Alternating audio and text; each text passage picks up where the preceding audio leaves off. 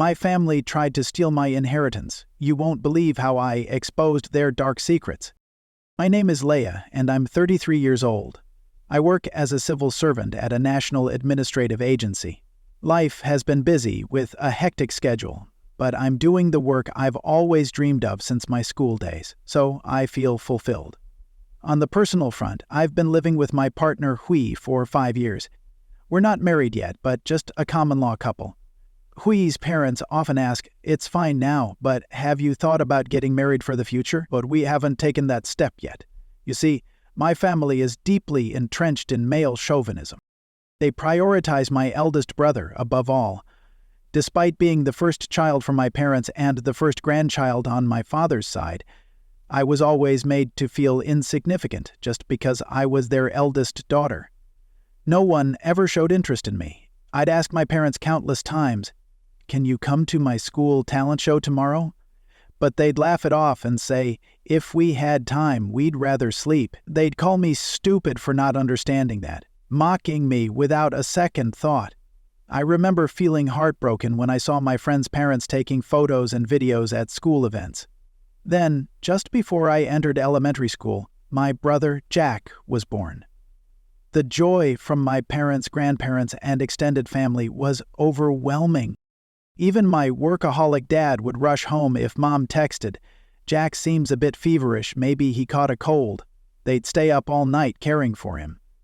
But when it was time for my elementary school orientation, neither of my parents showed up. They told the school, "We're too busy with our son to care about our daughter." On my first day of school, I was alone, watching other families take pictures together. Not only my parents, but my grandparents too, acted as if Jack was the only grandchild that mattered. His paternal grandchild, who lived with us, spoiled him, buying him everything he wanted and taking him wherever he wanted to go. As a result, Jack grew up selfish and arrogant, looking down on everyone, especially me. He'd often take my food or destroy my things for fun, and no one would say anything. Once he tore up a book I borrowed from a friend. When I scolded him, my family said, "It's just a book, you can buy another one." They'd add, "Girls are just so troublesome. It's better for boys to be energetic. Jack is growing up wonderfully." They'd praise him, never criticizing him. Jack just smirked, showing no remorse. This pattern continued ever since he was born. I grew up feeling cold and unloved by my family. My only wish was to attend a university as far away as possible from home, to escape. At home, Jack was always in my way, and chores interrupted my studies. So, I threw myself into books and libraries and empty classrooms after school. To cover the costs of college applications, campus tours, and exams, I worked part-time at grocery stores. It paid off when I got into a prestigious university. My parents and grandparents couldn't have cared less. "If you want to go, go, but don't expect any help from us," they said. I had already anticipated that. I applied for every scholarship I could find and planned to live in a dorm to minimize costs. Luckily, I had my best friend Selena.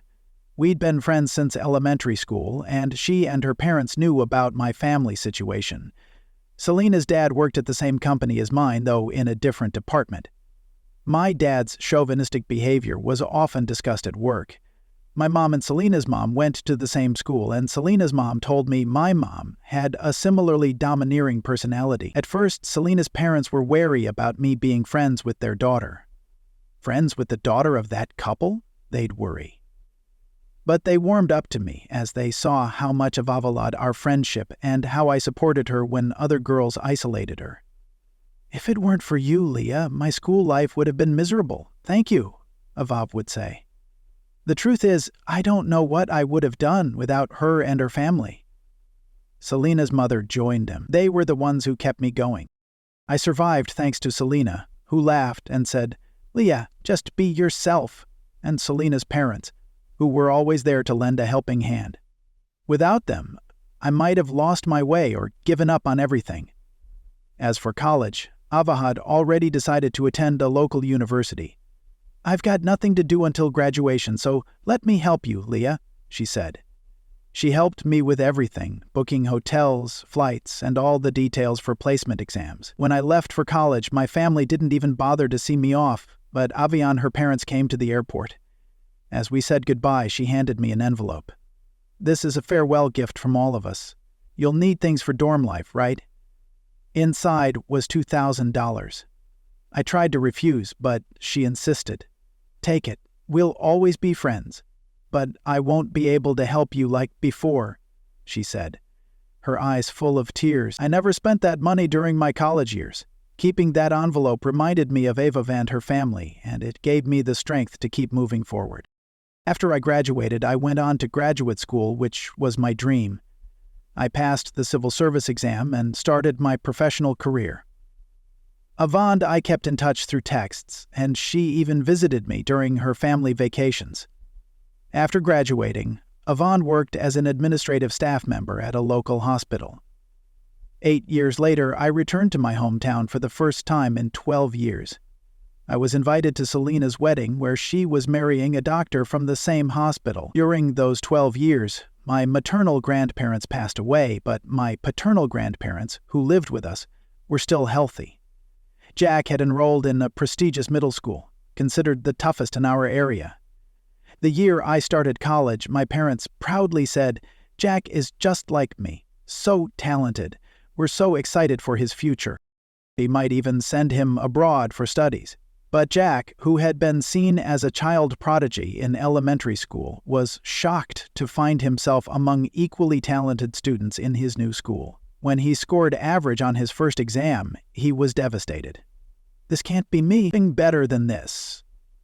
Rather than putting in effort, he blamed everyone else, teachers, classmates, the school, anything but himself. By 9th grade, the school suggested he transfer to a less competitive school, but both Jack and my parents refused to accept this, and he continued to high school. As expected, he couldn't keep up and eventually dropped out. I was in grad school at the time. My parents suddenly asked, "Aren't there any schools there that Jack could get into? The more prestigious, the better. A school with tradition would be ideal for him.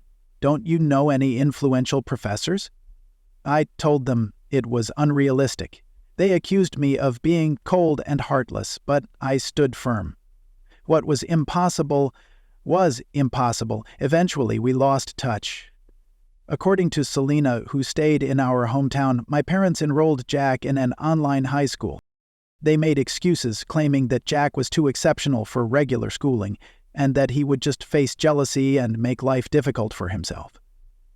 Jack graduated from an online high school, enrolled in a local college, and got a job at a subsidiary of my father's company.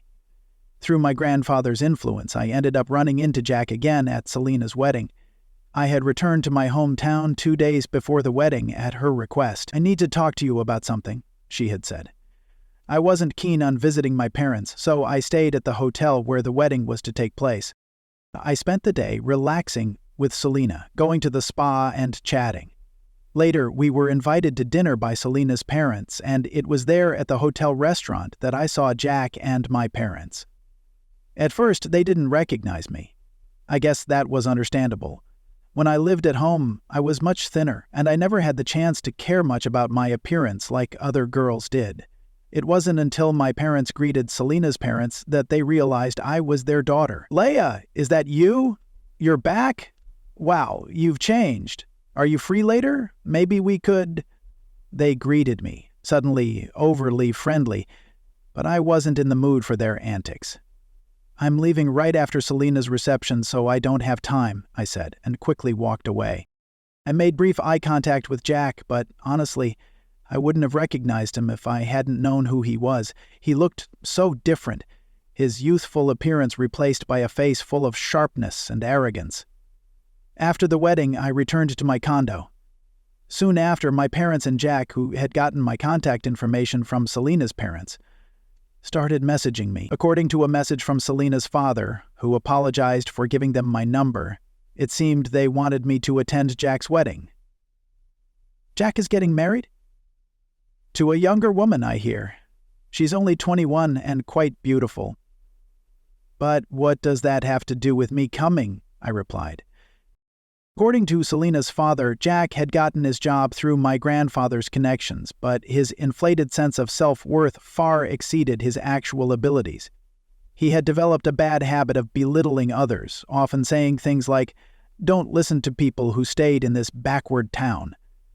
This attitude had made him unpopular, and that's why, when he announced his wedding, most people, from colleagues to bosses, made excuses to avoid attending. "Oh, I'll probably have a terrible cold that day," or "My tarot card reading warned me not to go in that direction," they'd say. "Planning to get sick, huh?" "I see," I thought to myself. Jack and my parents wanted to make sure the number of people at the wedding from their side wasn't less than from the bride's side. Despite not being the most exciting daughter or sister, they saw me as someone with a graduate degree and a government job, thinking it would look good to have me there. I was annoyed by their shallow thinking. Competing over guests at a wedding was ridiculous. But I knew if I ignored them, they'd surely bother Selena's father and tell him, "Tell our daughter to get in touch." So, reluctantly, I replied to Jack's message. He said, "It's been a while. I'm sure you're happy to finally be useful to the family." I ignored his petty jab and decided to attend the wedding to avoid any further hassle. Fast forward 2 months to the wedding day. The bride was as beautiful as Selena's father had described, and she seemed genuine and kind. I wondered why such a wonderful woman would marry someone like Jack, but I didn't pry and just played my role as the groom's sister. After the wedding, Jack and his new wife left for their honeymoon. No one tried to keep me around, and I had nothing to say to my parents or grandparents, so I briefly visited Selena's home to say hello and left. Time passed, and I had no contact with anyone until Jack suddenly reached out, inviting me to see the cherry blossoms. It wasn't a grand event like the National Cherry Blossom Festival in Washington, D.C., but our hometown also had a botanical garden with cherry trees. It was a seasonal event. However, I was suspicious. It turned out the real reason wasn't the cherry blossoms at all, but to convince me to forfeit my inheritance rights. Apparently, there was a big land development project near our family home. A developer wanted to buy up the area to build a large condo complex. The real estate market was heating up around our family home, which was situated right in the heart of the planned development. Our great-grandfather had run a firewood and charcoal business there, so the property was quite large, including not just the house but a sizable parking area, she said. It seemed my parents and Jack, drawn by the rising land value, were trying to make sure I didn't get a share of the inheritance. "Don't count your chickens before they hatch," they used to say. I had never cared about inheritance, but Blyance advised me, even if you don't need it, it might be wise to settle it once and for all.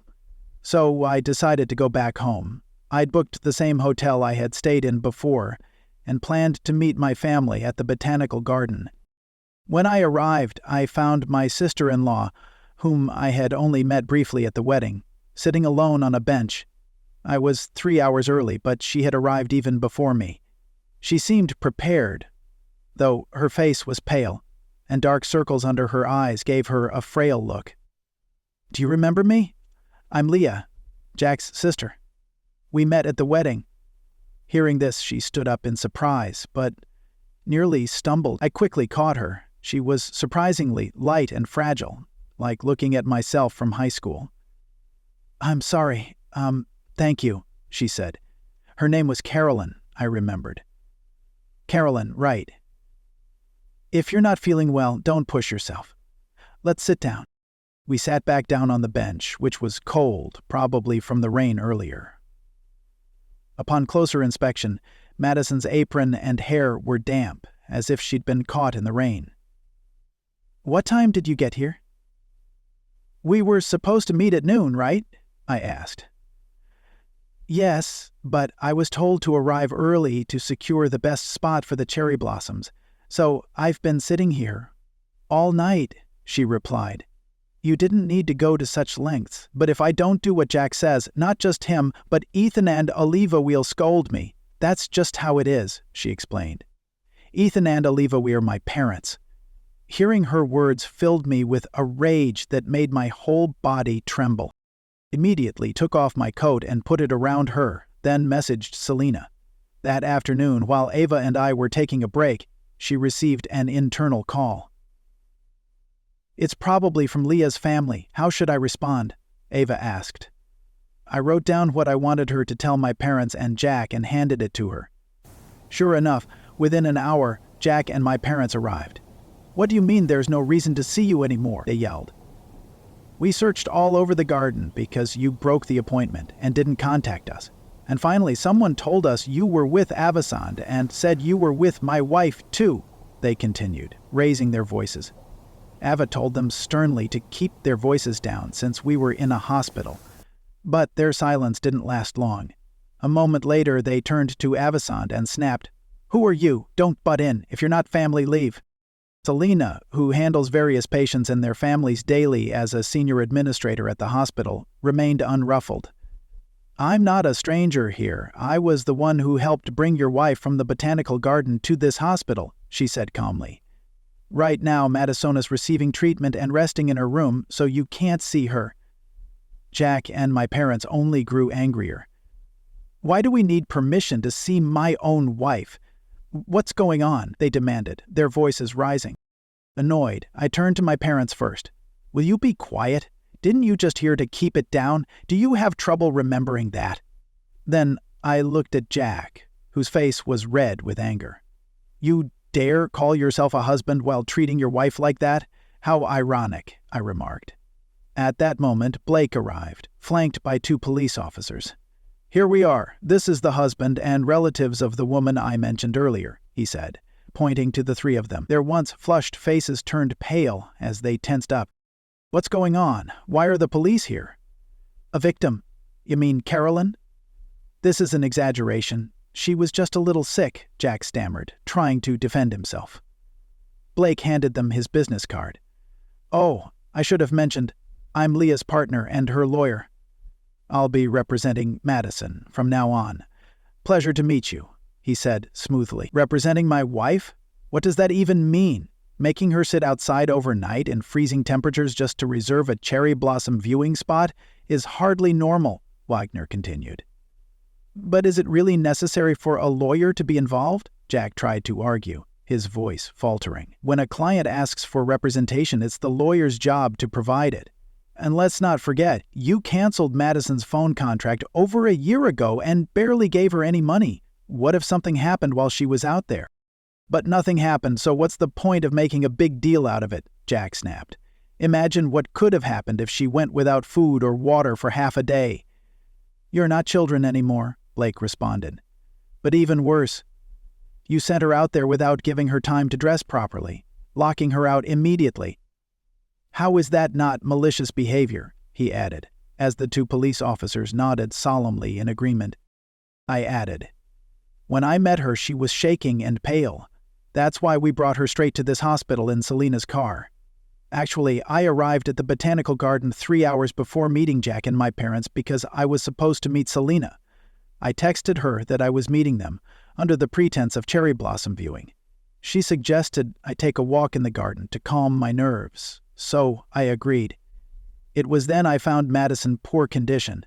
I immediately called Selena, and her husband, a doctor, advised us to bring Madison in as quickly as possible, so he came to pick us up.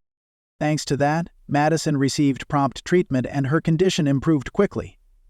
But Selena's husband diagnosed her as physically and mentally exhausted, so she was transferred to the inpatient ward. After hearing Madison's story during the drive to the hospital and the tests, I consulted with Evan and reached out to Huey, who came over immediately. Blake took on the role of Madison's attorney, coordinated with the police, and contacted her family. "To me, your actions toward my client were nothing short of assault, and I intend to file a complaint about it."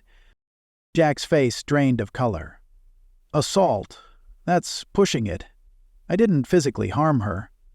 "Assault doesn't only refer to physical injuries," Blake replied smoothly. "There have been past cases where it was defined as actions that negatively affect a person's health. Madison felt a little sick? Is that really so insignificant?" It's not up to us to decide whether it's a big deal. That's for the police and the prosecutors, Blake said firmly. The officer behind us added, "We'll need to take you somewhere to hear more about this," and escorted the three of them away. After their interrogation, Jack and my parents returned home, only to find Madison's family waiting for them, looking furious. Madison later told me that her brother had always viewed Jack as a kind, upstanding friend and was excited when they started dating.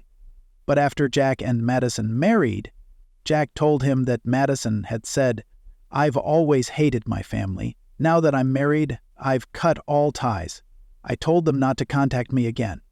Madison's brother tried to reach her, but she blocked him on all communication platforms. When he visited their home, they turned him away, saying, "She's crying and doesn't want to see you.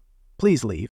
Meanwhile, Jack told Carolyn, "Your brother never liked you. He begged me to take you off his hands. I only married you out of obligation, not love." My parents and grandparents also kept telling Carolyn, "You're a burden. Be grateful we're tolerating you." It was clear they were trying to isolate her from her family to use her for their own gain. What a despicable family, but their schemes unraveled because of this incident. Madison's family arrived at the hospital, taking turns to stay with her until she recovered and was discharged. Though the police ultimately let them off with just a warning, in a small town like ours the social backlash was far worse than any legal punishment. When we took Madison to the hospital, Jack and my parents showed up at the botanical garden only to find it occupied by another group, leading to a heated argument. The news spread quickly and rumors started flying. Jack and my father felt so humiliated they ended up quitting their jobs. I heard he threw a fit so bad even the police had to be called. Even his parents turned against him. Jack and my dad quit because they couldn't stand it anymore. As the rumors grew, not only did it affect their work, but it also caused a major land development deal to fall through, causing property values to plummet. Jack and his family, who had bought land nearby, ended up with massive debts. Madison's family demanded a divorce, compensation, and a division of assets, pushing the situation to a breaking point. My grandparents lost all their wealth and had to move into a care facility after the shock of being evicted. Jack and my parents, now facing a hefty divorce settlement, begged Blake for mediation. "You must be joking. If you try to contact Emily or me for money, we'll respond legally," Blake responded coldly. I had changed my number while my parents and Jack were being questioned by the police, and they didn't know my current address or where I worked, so there was no way they could reach me. Now that I'm free from all the complications surrounding my family home, especially since my grandparents' inheritance is gone, I feel completely liberated.